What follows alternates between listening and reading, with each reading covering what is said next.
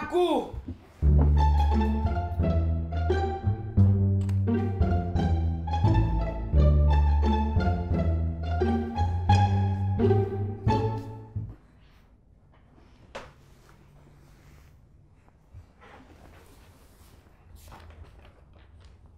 Bonjour.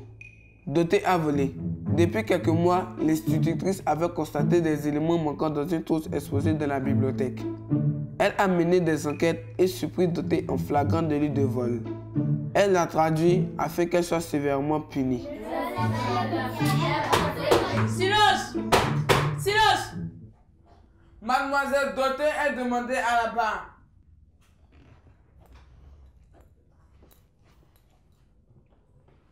Mademoiselle Doté, encore vous? Je suis sincèrement désolée, votre honneur. Ah, vous reconnaissez votre faute, c'est bien ça? Oui, je la reconnais. Mais alors, dites-nous. Je vous encombre régulièrement de ma présence.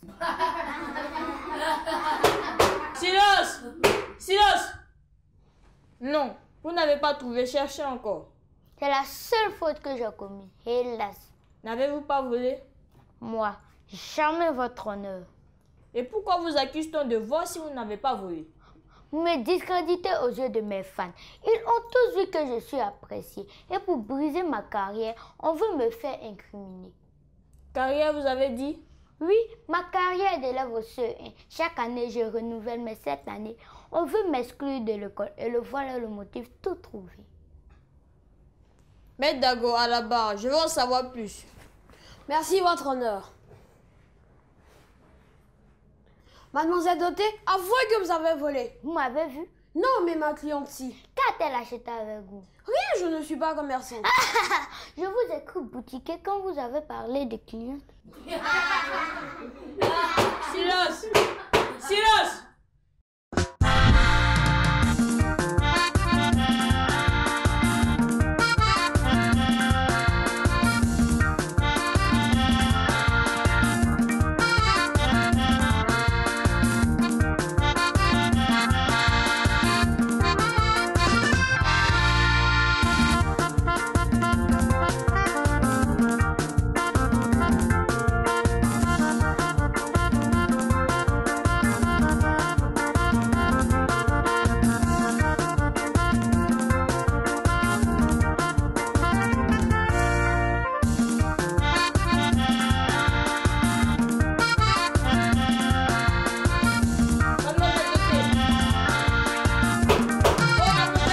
Excusez-moi, votre honneur. Méfiez-vous. Maître, continuons. Répondez-moi. Maître, je vous réponds. N'avez-vous pas volé? Je vous ai dit non. Mais la maîtresse vous a vu en train de voler une gomme dans une trousse. Non, non et non, je n'apprécie pas ce mensonge. Elle m'a vu voler comment? Je ne faisais que prendre. Que dites-vous? J'ai dit que je n'ai pas volé, j'ai pris. Qui est-ce que vous avez informé avant de prendre cette gomme? Mais qui devrais-je informer? La maîtresse, bien sûr. C'est elle la propriétaire de la classe. Non, c'est le fondateur. C'est lui qui a mis ses briques pour faire le bâtiment. Chaque lundi, après le drapeau, on le félicite et on prie pour lui. C'est pas la maîtresse qui nous dira le contraire. Mademoiselle, la maîtresse gère la classe. Vous devriez l'avertir avant de prendre la gomme. Moi, je ne vous comprends pas. Hein. Si votre véhicule est en panne, vous allez informer le président qui gère un pays avant de prendre un taxi. Quel est le rapport? C'est ça le rapport. Ma gomme est perdue. On m'a donné un exercice. J'ai dessiné au crayon et j'ai fait une faute. Étant seule en classe, sans la maîtresse et contraint de finir mon travail, j'ai dû prendre la gomme. Ce n'est pas à vous. Quand vous prenez, comment ceci s'appelle? On emprunte? Avez-vous déposé après avoir gommé? Oui. L'auriez-vous fait si la maîtresse ne vous avait pas surpris? Sûrement. Est-ce la première fois que vous prenez quelque chose dans cette trousse? Non. Les avez-vous déposés précédemment? Non. Pourquoi? J'en avais besoin. Bien. C'était dur, mais nous y sommes. Quelle est la définition du vol? Comment peut-on qualifier la posture de cet enfant? Elle prend ce qui ne lui appartient pas et ne remet pas en place. Quel est le mot employé? C'est bien du vol. Si elle n'avait pas été surprise par la maîtresse, elle n'aurait jamais déposé cette... Objection, votre honneur. Il ne peut pas passer à la place de ma cliente. Oh non. Ne vous fatiguez pas. J'en ai fini. Maître Yadou, avez-vous des questions pour l'accusé? Oui, votre honneur. Je ne serai pas long. Mademoiselle Dotée, pouvez-vous nous dire à tous ici les objets que vous avez pris ainsi sans les restituer? Oui, je peux. Crayon, gomme, règle, ciseaux et poudre de colle. Et pourquoi les avez-vous pris? Je n'en avais plus. Maîtresse m'avait donné des exercices à faire. Comme j'étais punie et en classe, j'ai utilisé ces fournitures pour terminer le travail. Si elle était en classe avec moi, je lui aurais demandé avant de prendre. Mais ce n'était pas le cas. Et pourquoi n'avez-vous pas remis les fournitures à leur place? Parce que la trousse est rangée dans la bibliothèque des objets neufs. Et les fournitures, je les avais utilisées. De plus, je devais les garder pour travailler après. Qu'est-ce que le vol? Est-ce un vol d'utiliser les objets présents dans la salle pour travailler?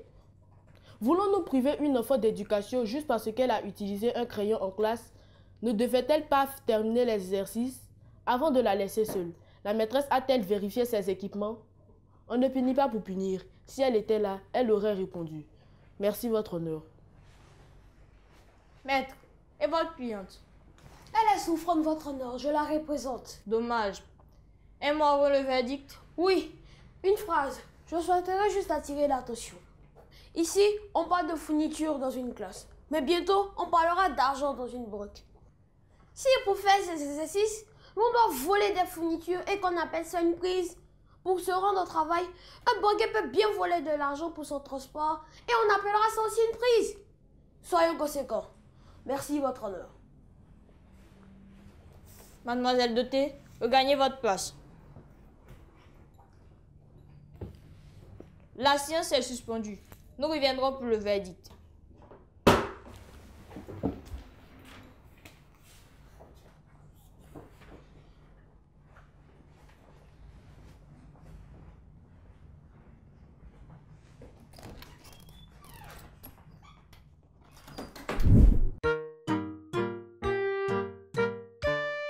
L'actualité. Hello chers amis et bienvenue dans votre rubrique Exploration. Aujourd'hui, nous parlerons de la falaise de Fresco. Le relief de la région de Fresco, réparti en zones forestières et lagunaires, est peu accidenté. Il présente de nombreux plateaux, des bas-fonds marécageux, des vallées et quelques collines. Les plus grands accidents du sol qu'on y observe sont la falaise du Boson et la colline d'Adjidjan. La falaise est reconnue sur le plan international comme un haut lieu de sédimentation fossilière. La colline, quant à elle, a servi d'habitation à l'administration coloniale.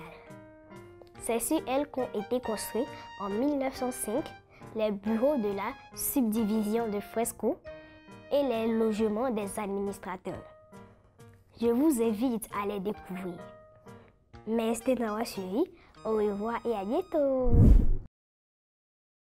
Pour se demander la permission, c'est du vol. Nous n'allons pas tergiverser. Je suis déçu des arguments de Mademoiselle Dotée qui utilise des prétextes pour voler. Mademoiselle Dotée, veuillez vous lever. Je déclare Mademoiselle Dotée coupable des faits et accusations qui lui sont reprochés et condamnée à 6 mois de travaux ménagers au sein de son école. Mademoiselle Dotée, veuillez vous asseoir. Avant de lever la séance, permettez au juré de donner quelques conseils. Les astuces. Coucou les amis. J'espère que contrairement aux dotés, vous ne prenez pas sans la permission. À ce propos, que faire lorsqu'on nous confie une tâche? Vérifiez qu'on sait faire la tâche. Vérifiez qu'on a les éléments pour exécuter la tâche. Sinon, les demander avant de les prendre ou signaler qu'on a pris juste après utilisation. S'excuser dans le dernier cas. Le mot du pédagogue. Coucou les enfants, aujourd'hui nous allons parler du vol. Voler, c'est prendre, s'approprier quelque chose qui est le bien d'autrui par la ruse ou par la force. Et cela est puni par la loi. Alors ne faites pas comme Dalé, qui a volé des choses à la bibliothèque car cela peut vous conduire en prison et gâcher votre vie. Chers parents, apprenez à vos enfants dès le bas âge à exprimer leurs besoins afin que vous puissiez leur expliquer avec des exemples à l'appui les besoins qui leur sont utiles et ceux qui ne le sont pas selon le contexte. Être à l'écoute de vos enfants leur permettra de bien souvent ne pas agir dans votre dos. Le faire ainsi dès le bas âge vous permettra d'éduquer votre enfant en le responsabilisant.